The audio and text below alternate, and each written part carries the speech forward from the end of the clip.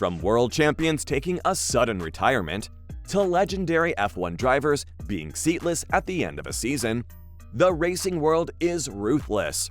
That said, let's dive into a list of F1 stars that quit too soon. And if you've been following the sport for a while, then you already know about Crashgate star Timo Glock. He'd established himself as a highly competent Grand Prix driver in 2009, after getting 3 podium results with the struggling Toyota team. But that all changed when the Japanese manufacturer left Formula One that year. There were rumors that he was a frontrunner to sign with Renault for 2010, where he would have teamed up with Robert Kubica. But considering this was around the time the Crashgate scandal happened, the German chose to join Virgin Racing, one of 3 brand new teams.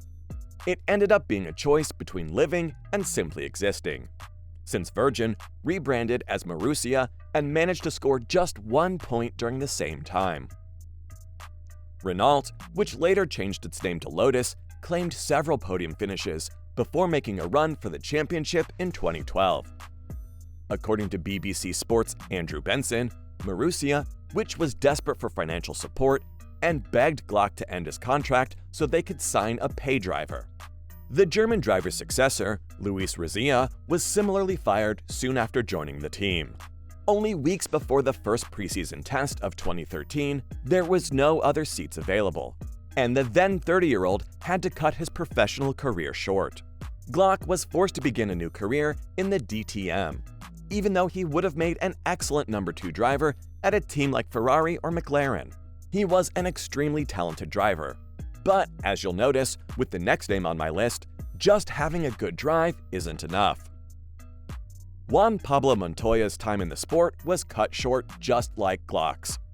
His brief stint in Formula One came to an end just days after he collided with teammate Kimi Räikkönen at the start of the US Grand Prix. The Colombian announced that he'd be leaving Formula One at the end of 2006 to compete in NASCAR, and fans assumed it was because he wanted to race at the Indianapolis Motor Speedway more often.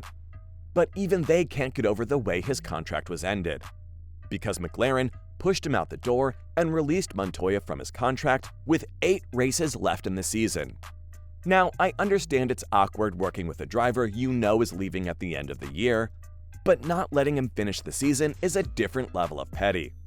Not to mention, it doesn't do justice to a driver who achieved so much for the team, even if they'd signed the reigning world champion, Fernando Alonso, for next season. But still, I have to give credit to the Colombian driver because he went down swinging. Shortly after leaving McLaren, he admitted that the uncompetitive, understeering 2006 car drove him to boredom. Then, in 2014, he called out F1's rulemakers to Nigel Roebuck of Motorsport magazine.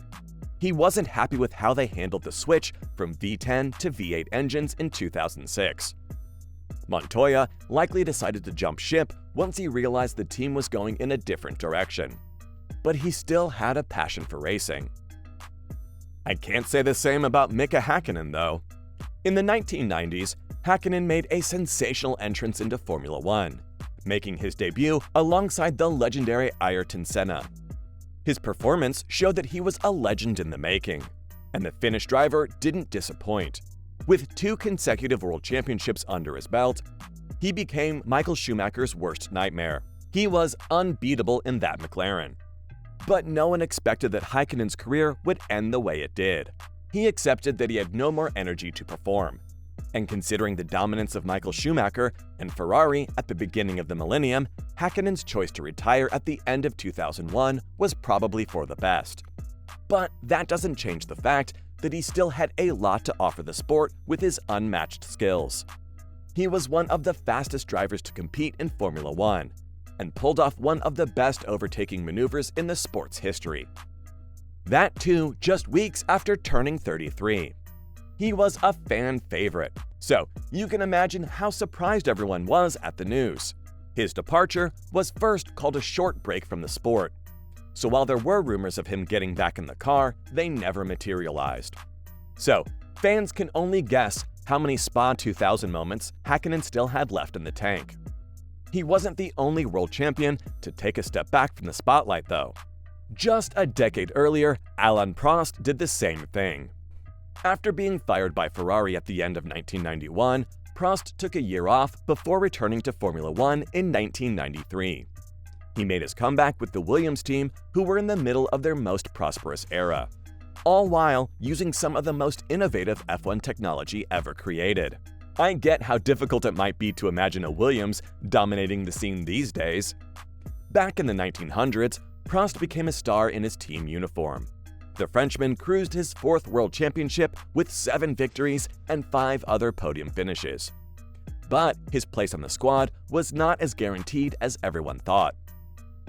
According to Prost, he had a 2-year contract that stopped Senna from being selected as his teammate.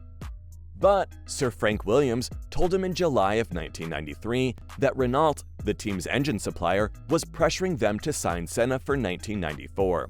With 4 championships to his name, along with 51 victories, he was the most successful driver in Formula One at the time. Fans expected him to break Fangio's record of 5 championships to become the most successful F1 driver ever. But all their hopes came crashing down when he announced his retirement that year. And to this day, fans can't get over how abruptly everything ended, with some going as far as to blame Senna. But they also have to realize that there was another big name Prost was competing against at the time. And that driver was none other than the GOAT, Michael Schumacher, who'd go on to set the long-standing record with his insane 7 world championships. But even his career wasn't extremely stable, especially since he left the sport twice too soon. Despite taking Ferrari to 5 straight championships between 2000 and 2004, the franchise signed on Kimi Räikkönen around the close of 2005, leaving Schumacher's future uncertain going into 2006. The German battled Fernando Alonso for the championship until the very last race. By that time, the 37-year-old had decided that Räikkönen would replace him in 2007. This was because he didn't want to ruin the career of his young teammate Felipe Massa, who had surprised everyone by winning 2 races in 2006. Räikkönen won the championships by 1 point in 2007, and Massa lost it by the same margin the following year as Schumacher, who was still near the top of his game based on his exploits in late 2006. If only things hadn't turned out the way they did, we could have had him around a little longer, and he most likely would have defeated a quick but unreliable McLaren squad to win both titles by a larger margin. Mercedes made a move for Lewis Hamilton as a result of Schumacher's hesitating to extend his contract for 2013, forcing the veteran to retire once more. But if he had known then what we know now about Mercedes, Lewis Hamilton's career would have looked much different. Well, there you have it. These were the F1 drivers that quit too soon.